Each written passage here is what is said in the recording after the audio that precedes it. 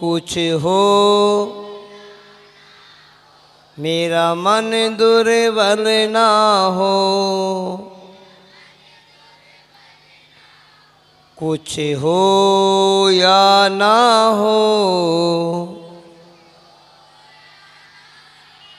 मेरा मन दुर्बल ना हो। प्रेम भाव से क्षमा भाव से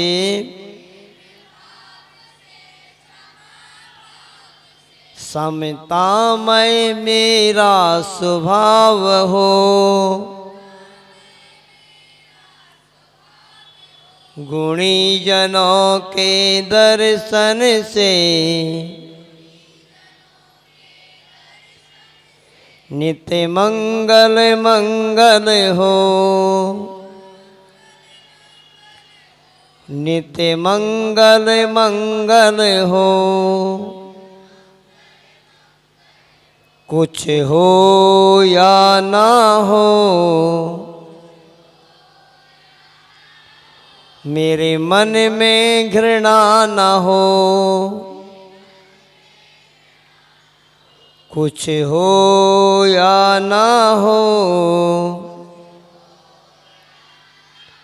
मेरा मन दुर्बल ना हो। जो भी मिला है मुझको जग में निर्मल निर्मल लगा है मन में। काम रहित जो क्रोध रहित जो ऐसे गुरु की भक्ति नित्य हो। कुछ हो या ना हो कुछ हो या ना हो मन गुरु निंदक ना हो। कुछ हो या ना हो मेरा मन दुर्बल ना हो। मोक्ष मिलेगा मिलता रहेगा, धर्म फलेगा धर्म फलता रहेगा, धर्म फलेगा फलता रहेगा।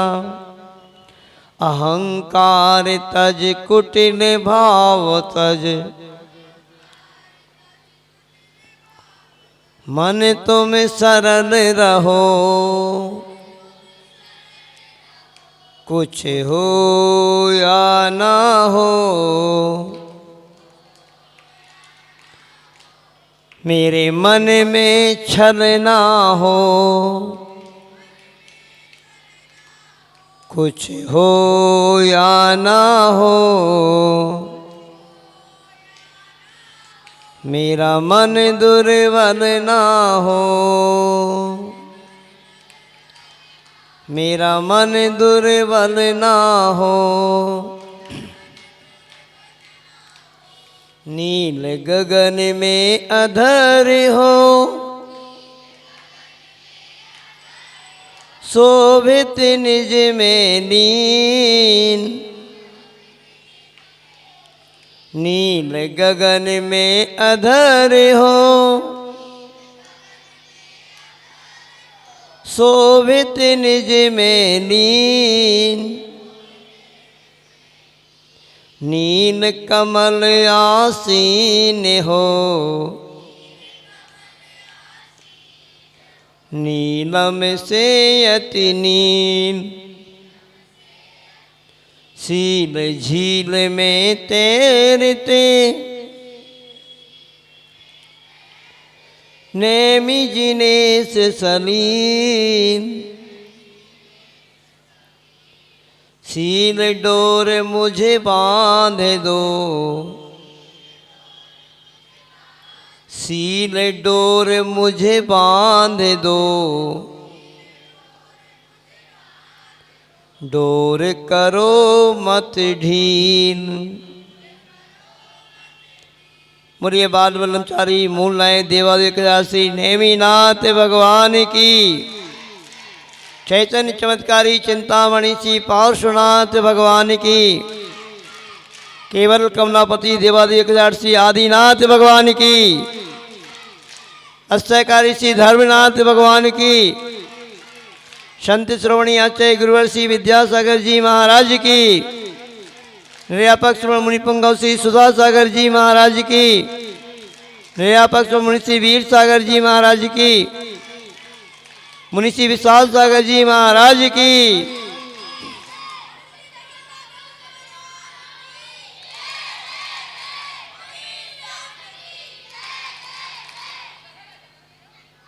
ये विद्योदय संस्कार शिविर का कौन सा दिन है? छठवां दिन है। छठवां दिन है। 15 तारीख से शुरू हुआ था तो 5वां दिन है। कोई बात नहीं, जो भी हो बहुत अच्छा। घटना चल रही थी, बहुत ध्यान से सुनेंगे।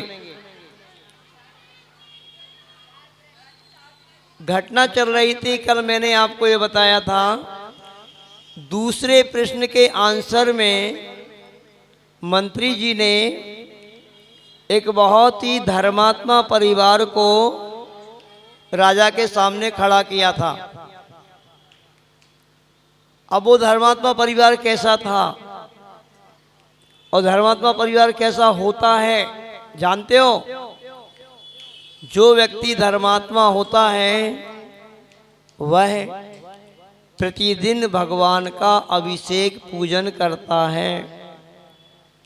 और ऐसा परिवार के जो माता पिता रहते हैं वो अपने बच्चों को भी प्रतिदिन मंदिर भेजा करते हैं, बार बार प्रेरणा देते हैं मंदिर जाने की। यदि बच्चे मंदिर नहीं जाते हैं तो उनके लिए पनिशमेंट भी देते हैं कि नहीं जाना पड़ेगा। जैसे स्कूल जाने के लिए भेजते ना, तो ऐसे धर्मात्मा जो माता पिता होते हैं अपने बच्चों को मंदिर भी भेजा करते हैं। और जो माता पिता अपने बच्चों को धर्म का संस्कार नहीं देते हैं तो वो माता पिता नहीं है, फिर क्या है? दुश्मन है, दुश्मन। कौन है? और जो बच्चों के माता पिता आपको मंदिर जाने की प्रेरणा ना देते हो तो उन सब माता पिता को जाके कहना कि आप हमारे दुश्मन हो क्या, जो हमें मंदिर जाने के लिए नहीं भेजते हो। हम मंदिर नहीं जाएंगे, हमारे अंदर धर्म का संस्कार नहीं आएगा तो हम इंसान नहीं बन पाएंगे। भगवान की तो बात छोड़ो। और ये हमारा मानव जीवन यूं ही चला जाएगा, जैन कुल में जन्म लेना हमारा यूं ही चला जाएगा। तो वो ऐसा परिवार नहीं था। बहुत ध्यान से सुनेंगे आज। वो अपने बच्चों को मंदिर जी भेजा करते थे और मंदिर कैसे जाना चाहिए ये भी प्रेरणा देते थे, बताते थे। चारों भाग जो आपको पाठशाला में पढ़ाए जाते हैं वो अपने घर में रखते थे। जैसे आपके माता पिता आप स्कूल में जो पढ़ के आते हो, सुन रहे हो कि नहीं? जो आप स्कूल में पढ़ के आते हो तो होमवर्क आपका घर में मम्मी पापा कराते हैं कि नहीं? बहुत सारे। और नहीं कराते तो फिर टीचर लगाते हैं पढ़ने के लिए, आपको ट्यूशन पढ़ने के लिए। पर वो मम्मी पापा ऐसे होते हैं जो धर्मात्मा होते हैं, कम से कम पाठशाला में पढ़ाए जाने वाले 4 भाग को अपने घर में रखते हैं। और पढ़ाई जब लौकिक शिक्षा की घर में बच्चों को कराते हैं तो उसमें थोड़ी सी कुछ समय शिक्षा वो धार्मिक भी देते हैं। और वह माता पिता अपने बच्चों को बताते हैं कि बेटा कैसे मंदिर जाना चाहिए, क्योंकि सब जगह पाठशालाएं नहीं लगती। कटनी की बात अलग है कि कटनी में पाठशाला लगती है, और वह भी एक मंदिर में नहीं, जितने मंदिर हैं सब मंदिरों में अलग अलग लगा करती है। और एक दिन नहीं, 2 दिन नहीं, प्रतिदिन लगती है ना। बहुत अच्छी प्रशंसा की बात है कि आपके कटनी में प्रतिदिन पाठशाला लगती है, और उस पाठशाला में पढ़ाने वाली 1-2 टीचर नहीं, कम से कम 15 से 20 टीचर हैं। सबकी अलग अलग क्लासेस लगती हैं, है ना। बहुत ही प्रशंसा की बात है। किंतु अब शिविर चल रहा है, और इस शिविर में परीक्षा होगी। जब मालूम पड़ेगा कि आपने पाठशाला में क्या पढ़ा है। किस 2 साल के कोरोना काल में वो सब भूल गए। मालूम पड़ेगा जब एक क्वेश्चन आएगा छोटे बड़ों सभी के लिए कि भगवान के नाम चिन्ह सहित लिखो। चिन्ह सहित भगवान के नाम लिखने सभी बच्चों को आ सकते हैं। अब जिसको याद होंगे वही लिखेगा। तो इतना बड़ा क्वेश्चन कम से कम 10 नंबर का तो हो गई। तो वो जो माता पिता थे अपने बच्चों को शिक्षा दी थी, उन्होंने बहुत ध्यान से सुनो, पूरी विधि बताते हैं कि हमें मंदिर कैसे जाना चाहिए। बहुत सारे बच्चों को आती है, किंतु मैं जिस तरीके से बता रहा हूं आपको, उस तरीके से यदि आप भगवान जी के दर्शन करोगे तो आपको अनेक अनेक उपवास करने का फल मिलता है भगवान जी के दर्शन करने से। अब मंदिर की शुरुआत होती है सबसे पहले घर से, आपके स्नान से। स्नान आपको छने हुए पानी से करना चाहिए, क्योंकि आप सभी जानते हो कि अनछने पानी में कितना दोष है। और आप कौन से पानी से करते हो? अनछने से ही करते हो। कहाँ छना हुआ पानी है? अनछने पानी में 36,450 जीव एक बूंद में रहते हैं, और आप तो 4 बाल्टी से नहाते हो। एक से नहा लेते हो? अगर एक से भी नहा लेते हो तब भी बेटा असंख्यात जीव मर जाते हैं उस पानी में। और जिस शैम्पू से नहाते हो, शैम्पू से नहाते हो कि नहीं? कितने बच्चे शैम्पू से नहाते हैं? प्राया करके हाथ नीचे कर लें, बहुत अच्छा। प्राया करके आज बड़े हों चाहे बच्चे हों, अपने इन बालों को कोमल बनाने के लिए शैम्पू को यूज करते हो, साबुन यूज करते हो। शैम्पू कैसे बनता है जानते हो? बता देते थे, सुन लो अब। शैम्पू को जब बनाया जाता है तो उसमें अनेक प्रकार के केमिकल डाले जाते हैं, और उन केमिकलों को मनुष्य के ऊपर एकदम से यूज नहीं किया जाता। पहले उस शैम्पू को पशुओं के ऊपर यूज करते हैं, उनके ऊपर, और देखते हैं कि इसका क्या प्रभाव पड़ता है। क्योंकि मनुष्य के ऊपर यदि कर दिया डायरेक्ट कंपनी वालों ने, और मनुष्यों के लिए कुछ दिक्कत हो गई आंख में या सिर में कहीं भी, तो कंपनी के ऊपर ही केस कर देंगे वो। तो कंपनी वाली होशियारी करते हैं। तो उस शैम्पू का जब उसको किया जाता है कि गलत तो असर नहीं करेगा, तो खरगोशों के ऊपर करते हैं उसका। वो पहले उसके ऊपर यूज करके देखते हैं, तो वो बहुत तेज रहता है। उनकी आंख में डाल के देखते हैं कि कहीं भाई ये मनुष्य के लिए नुकसान ना करे। तो कहते हैं अनेक खरगोशों की आंख फूट जाती हैं, क्योंकि शुरुआत में वो तेज रहता है। तो बार बार उसके लिए देखा जाता है कि नुकसान तो नहीं दे रहा है। हजारों लाखों खरगोशों की आंखें फूट जाती हैं। अब सोचो, तड़प तड़प करके वो मर भी जाते हैं कई बार। आंखों में वो शैम्पू जब डाला जाता है उनकी, ऐसे शैम्पू से आप अपने बालों को कोमल बनाते हो तो आपको अब विचार करना है।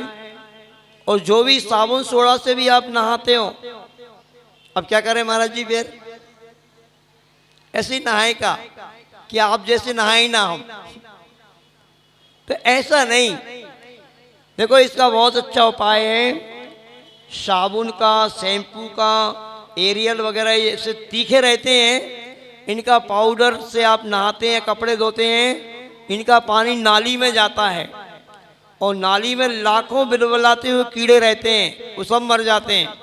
फिर क्या करें महाराज जी, बहुत अच्छे उपाय भी हैं, बहुत सारे लोग यूज करते हैं। एक रीठा पाउडर आता है, सीकाकाई आती है और आंवला आता है। इन दो ही तीन चीज को मिला करके भी शुद्ध ऐसे बन जाता है कि जिसको यूज करने से जीव नहीं मरेंगे। और ऐसे बहुत सारी चीजें हैं, जैसे आचार्य जी के आशीर्वाद से भी ऐसे कुछ प्रोडक्ट चल रहे हैं कि उन्हें शुद्ध बनाया जाता है। हाँ, एक विद्यांजलि करके एक प्रोडक्ट चलता है, नहीं विद्यांजलि वो पतंजलि बाबा रामदेव वाला, पतंजलि वाले का भी कोई भरोसा नहीं, ध्यान रखना, वो भी बहुत बड़ी कंपनी बन चुकी है। अब कहते हैं ठीक रहता है, पर क्या पता। किंतु विद्यांजलि करके प्रोडक्ट चल रहा है एक, आचार्य जी के आशीर्वाद से, आचार्य विद्यासागर जी महाराज जी के आशीर्वाद से, वह चर्बी रहती होते हैं। चाहे आपका शैम्पू हो, साबुन हो, तेल हो, बहुत सारी चीजें चल रही विद्यांजलि की भी। आपके कटनी में मिलते हैं क्या? विद्यांजलि की वो नहीं है यहाँ पर एजेंसी, विद्यांजलि के बहुत अच्छे रहते हैं, उनको यूज कर सकते हैं। तो स्नान करने से ही प्रक्रिया प्रारंभ होती है। देखो,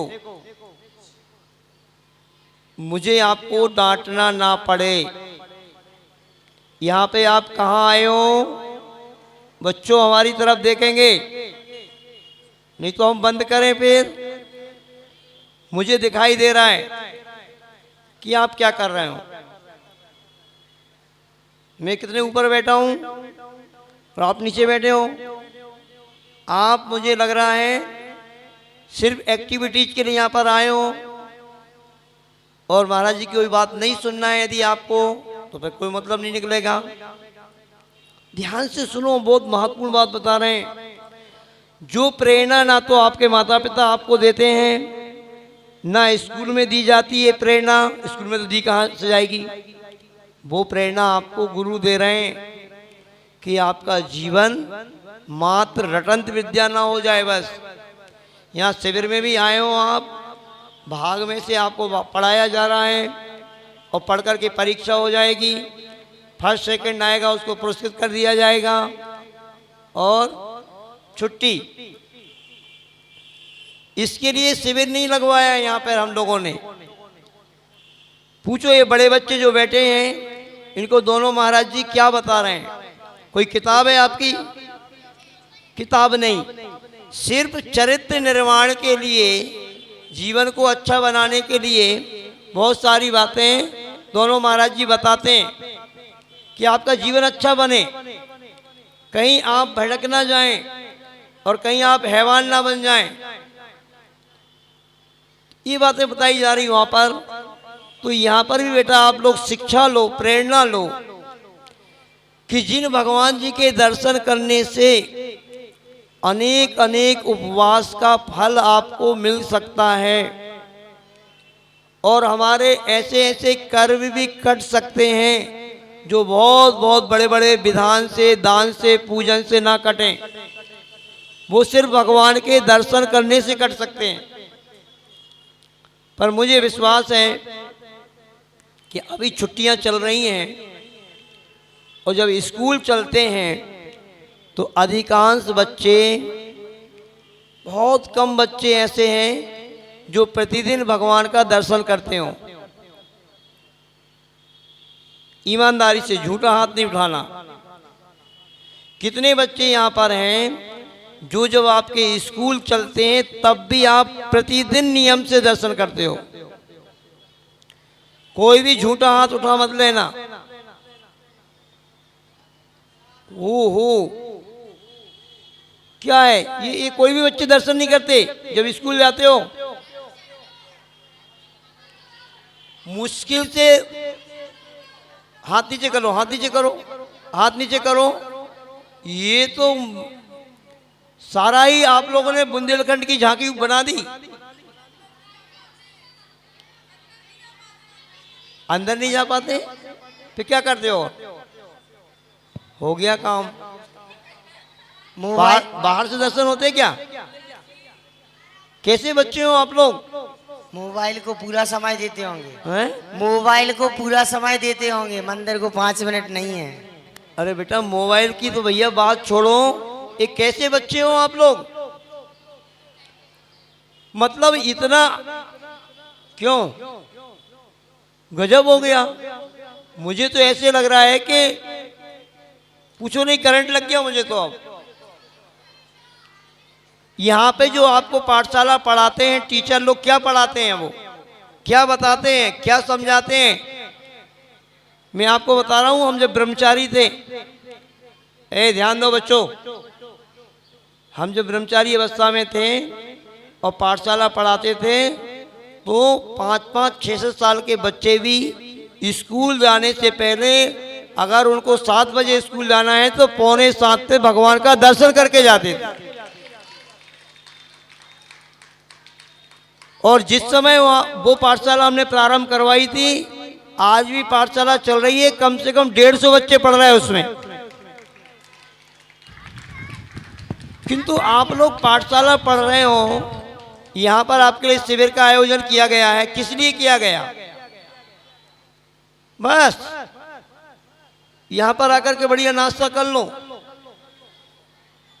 जितना खाना पीना उतना खाओ, छूट है। यहाँ पे लोगों ने इतनी अच्छी व्यवस्था की है, इसलिए आए हो यहाँ पे। क्या सोचो आप कितनी बड़ी गलती कर रहे हो।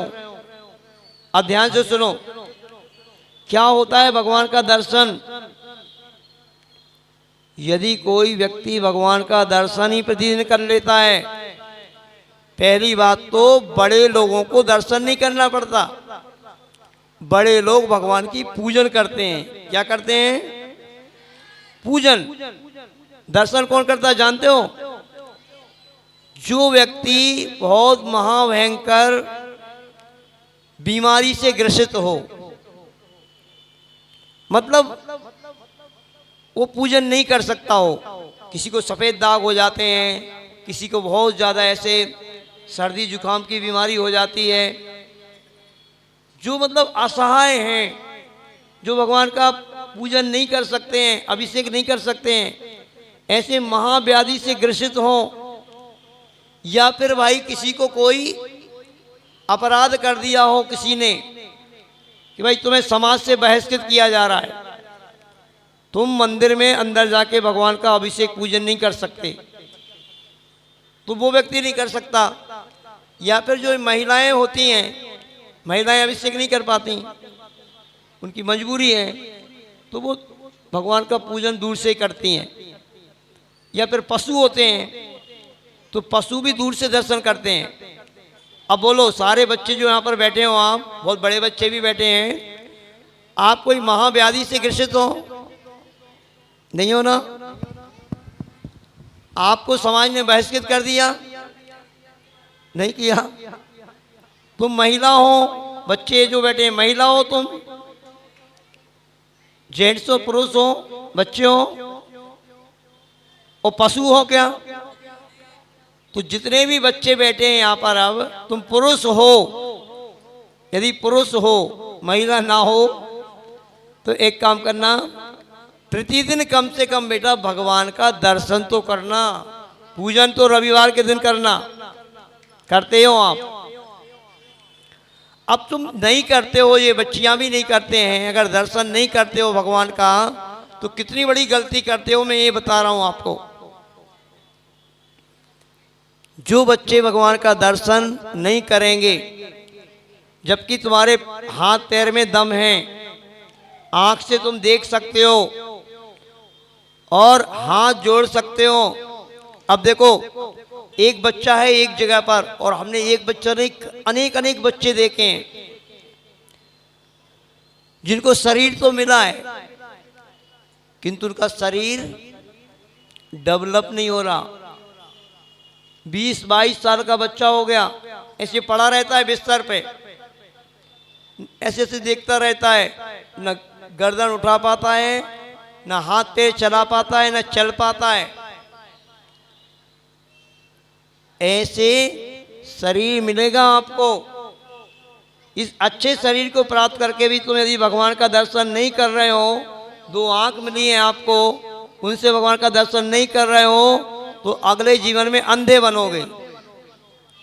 आंख नहीं मिलेंगी फिर आपको, क्योंकि जिसको जो मिल जाता है उसका वो सदुपयोग नहीं करता है तो फिर अगले जीवन में वो नहीं मिलता है। अब ध्यान से सुनो, आज पूरी विधि ये आपको अभी हम सुनेंगे, और आज यहाँ पर यदि किसी बच्चे को पुरस्कृत किया जाएगा तो जिस तरीके से हम दर्शन की विधि बता रहे हैं वो विधि जो बताएगा शुद्ध, अब पूरी हम विधि बताएंगे और फिर उसका फल बताएंगे, तो सही धर्मात्मा व्यक्ति वो कहलाएगा। शुद्ध छने हुए जल से स्नान करके और शुद्ध साबुन या शैम्पू वगैरह जो रहते हैं उन्हीं को यूज करें, और हो सके तो कुछ नहीं होता है, साधारण जल से भी स्नान किया जा सकता है। रोज रोज साबुन से सोडा से शैम्पू से नहाने की जरूरत नहीं होती। ये बताओ, आचार्य विद्यासागर जी महाराज ने कब से स्नान नहीं किया? 55 साल से नहीं उन्होंने स्नान किया, तो वे काले कलूटे हो गए क्या? हम सभी महाराज जी लोग 17-18 साल हो गए, हम महाराज जी बने तो हमने स्नान नहीं किया। हम तुम्हें कैसे दिख रहे हैं? काले कलूटे दिख रहे हैं क्या? फिर तो कितनी घोर हिंसा कर रहे हो आप। साबुन सोडा से नहाने से जरूरी नहीं कि रोज नहाएं, ऐसी धारणा नहीं बनाओ। तो शुद्ध वस्त्र पहन करके स्नान करके शुद्ध वस्त्र पहनना है। जहां तक हो सके तो हथकरघा के वस्त्र पहनो। क्यों पहनना हथकरघा के वस्त्र? क्योंकि वह शुद्ध रहते हैं। जो भी बाजार में बिकने वाले वस्त्र हैं जो आप पहने हो, वो अथवा साड़ी हो, धोती दुपट्टा हो, उन सभी वस्त्रों में बेटा मटन टेलो नाम की चर्बी कारखाने से जो बचती है उसकी पालिश होती है उस धागे पर। जो बाजार में बिकने वाले धोती दुपट्टा हैं, साड़ियाँ वगैरह हैं, सब पे। और हथकरघा के जो वस्त्र बनाए जाते हैं शुद्ध धागे से, 100% शुद्ध धागे से, जिसमें मटन टेलो वगैरह कुछ नहीं होती। अभी हम लोग देख करके आए कुंडलपुर में, तो जो स्पेशल रुई आती है, कपास आता है बिल्कुल देसी, उससे वहाँ पे स्वयं धागा बनाया जाता है और उससे ही कपड़े बनते हैं। तो प्रत्येक बच्चे को, बहनों को भी और भाइयों को भी एक एक दो दो जोड़ी कुर्ते पजामे, 20-20, 25-25 जोड़े कपड़े होंगे तुम्हारे पास, और इनके पास भी कितने भी होंगे। तो अच्छे बढ़िया वाइट सलवार सूट की 2-2 ड्रेस कम से कम बहनों की भी और भाइयों के भी हथकरघा के कपड़े की होना चाहिए। और धोती दुपट्टा भी हथकरघे के ही होना चाहिए। आहार देने के लिए हम तो सोच रहे हैं कानून पास कर दें हम, कि हम उसी व्यक्ति, कुछ महाराज जी हैं ऐसे जो हथकरघा वाले कपड़े पहन करके आएगा तो उसी से हार लेंगे, और कोई कपड़ा पहन के आएगा तो लेंगे ही नहीं उससे हार। कर दे कानून पास कानून पास कर दे रहे हैं कि इस कटनी में जब तक रहेंगे हथकरघा के कपड़े पहनेगा जो व्यक्ति, चाहे बच्चे हो चाहे बड़े हो कोई भी हो, उसी से हाल लेंगे।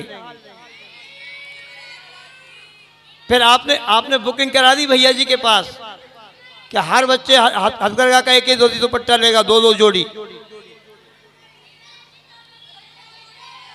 सुनो, तो हथकरघा के शुद्ध वस्त्र पहन करके हाथ में, सुनो, द्रव्य सामग्री लेकर के अच्छी बढ़िया कंट्रोल वाले चावल नहीं, अच्छे बासमती चावल, श्रेष्ठ से श्रेष्ठ चावल, पूरी अष्ट द्रव्य। आपने धारणा क्या बना रहा कि वे चावल चढ़ाना मंदिर में? नहीं, अच्छी उत्कृष्ट से उत्कृष्ट वस्तु। किसी बच्चे की सामर्थ्य तो रोज श्रीफल चढ़ा सकता है, कोई जरूरी नहीं कि चावल चढ़ाओ, बढ़िया श्रीफल चढ़ाओ, चांदी का भी चढ़ा सकते हो। बहुत सारे लोग चढ़ाते हैं चांदी का श्रीफल। हमने घटना सुनाई थी कि गजमोती भी चढ़ाती थी। वो कौन चढ़ाती थी? मनोवती, है ना, मनोवती गजमोती चढ़ा के दर्शन करती थी। तो अच्छी शेष सामग्री लेकर के घर से मंदिर जी के लिए निकलें। भैया जी आप अपने काम में लगे हो, ये अपने काम में लगे हैं। देखो ये कितनी बात हमारी ध्यान से सुन रहे हैं।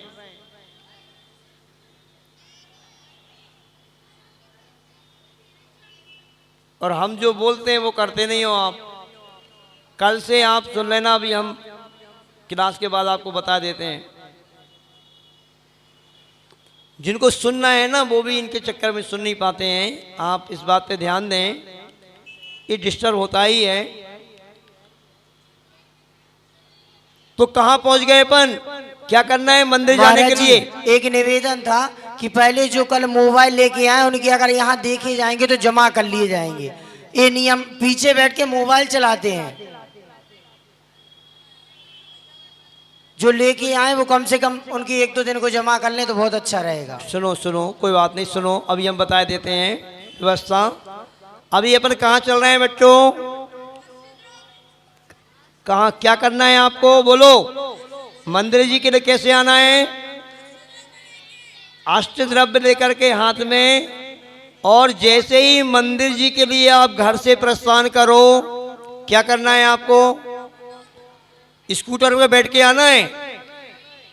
पैदल आना चाहिए। पैदल पैदल आप आए, नीचे जमीन में देखते हुए, क्योंकि बरसात वगैरह में छोटे छोटे चने के दाने के बराबर भी मेंढक हो जाते हैं, बहुत सारे कीड़े हो जाते हैं, कहीं वो हमसे ना मरें। इस प्रकार से नीचे देखते हुए कोई भी स्तुति अथवा नमोकार मंत्र पढ़ते हुए आप घर से मंदिर जी के लिए प्रस्थान करें। और ऐसा यदि आप करते हो तो जैसे ही आप घर से चलोगे आपको उपवास करने का फल मिलेगा। पद्म पुराण नाम के ग्रंथ में आता है, जो जैन रामायण कहलाती है।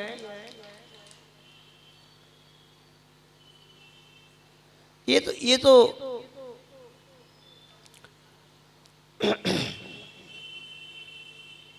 कौन सा ग्रंथ बताया हमने?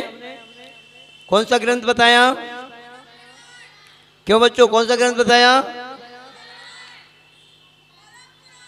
पद्म पुराण ग्रंथ में आता है कि इस विधि से जो बच्चे दर्शन करते हैं उनको जैसे ही वो घर से चलेंगे मंदिर जी के दर्शन करने के लिए, 1 उपवास, 2 उपवास, 4 उपवास, 8 उपवास, जहां से भगवान जी का मंदिर का शिखर दिखाई देने लगा,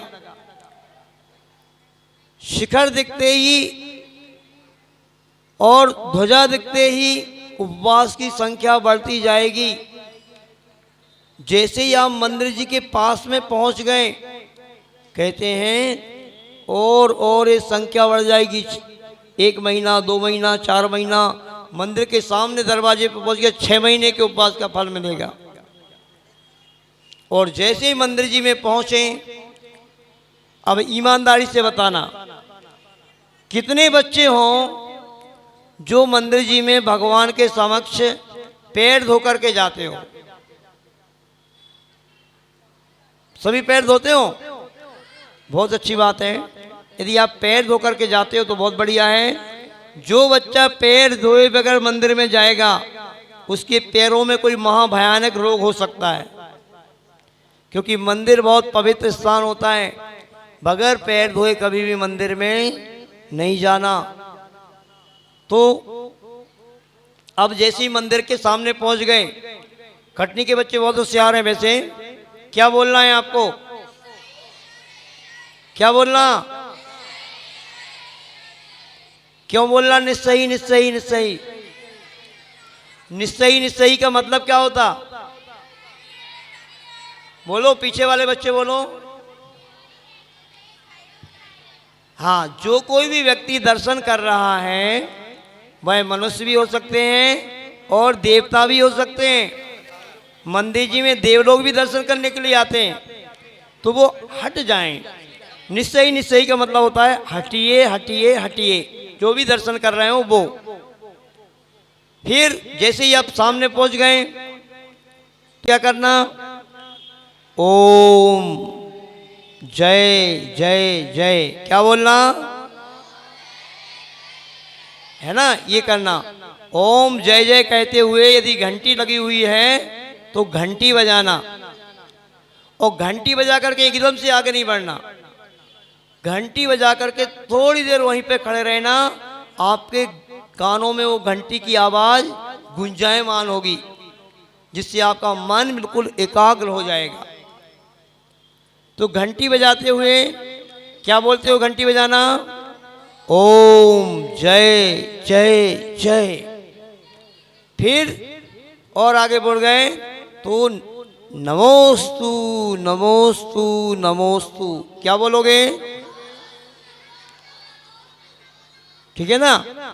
फिर अब भगवान की वेदी के सामने पहुंच गए तो नमोकार मंत्र बहुत अच्छे से, नमो अरहंताणम, नमो सिद्धाणम, नमो आयर्याणम, नमो वज्रायाणम, नमो लोए सव्य साहूणम। अब बोलो, इतने अच्छे से करते हो आप दर्शन? कोई भी नहीं करता। दर्शन इस ढंग से ही नहीं करते हो तो दर्शन का वो फल कैसे मिलेगा जो दर्शन का फल मिलना चाहिए उस उपवास का इतना करने का? और नमोकार मंत्र बोल करके यदि आपके पास समय है तो चत्तारी मंगल भी बोलें। अच्छा, किस किस को चत्तारी दंडक नहीं आता? आता है सबको? चत्तारी मंगलम, अरहंत मंगलम आता है सबको? आता है? होता इतना तो आता है महाराज जी, इतने बुद्धू नहीं है हम, आता है।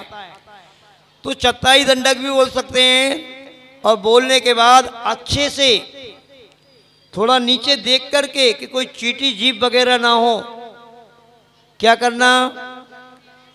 बैठना है गवासन से। सभी बहनों को भी कहना है, बड़ी बहनों को, गवासन से बैठती हो? कैसे घुटना टेक करके नमोस्तु करती हो? कैसे करती हो? हाँ, ऐसे गवासन से। देखो वो बहन बता रही, ऐसे गवासन जैसे गाय बैठती है, ऐसे बैठ करके बहुत अच्छे से भगवान जी को नमोस्तु करना। और नमोस्तु करके फिर यदि आपके पास समय है तो वेदिका के अथवा मंदिर जी की भी 3 परिक्रमा लगा सकते हो।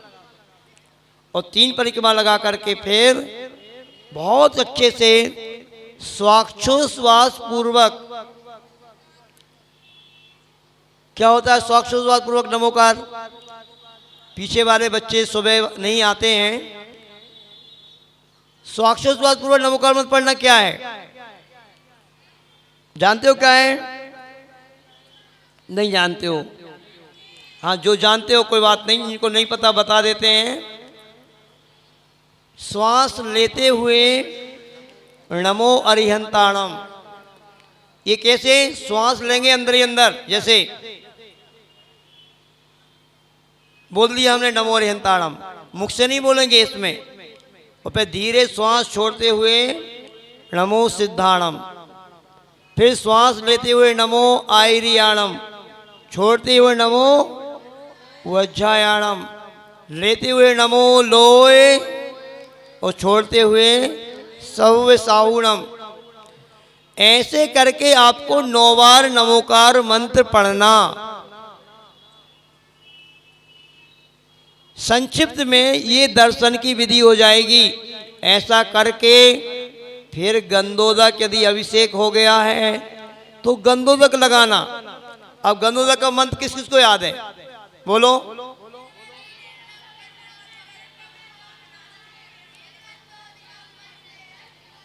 मुश्किल से मुझे 10-15 बच्चे ही ये मंत्र बोलते हुए दिखाई दे रहे हैं। कितने बच्चों को ये मंत्र याद है गंधोदक वाला? लो, हो गया काम। इतने सारे बच्चों को मंत्र याद नहीं, तो मंत्र याद नहीं करोगे तो उस मंत्र का प्रभाव, गंधोदक का प्रभाव कैसे पड़ेगा? मंत्र पूर्वक लगाना पड़ता है बेटा। तो इस मंत्र को सबसे पहले याद करो। निर्मलम निर्मलीकरणम, बोलो। निर्मलम निर्मलीकरणम,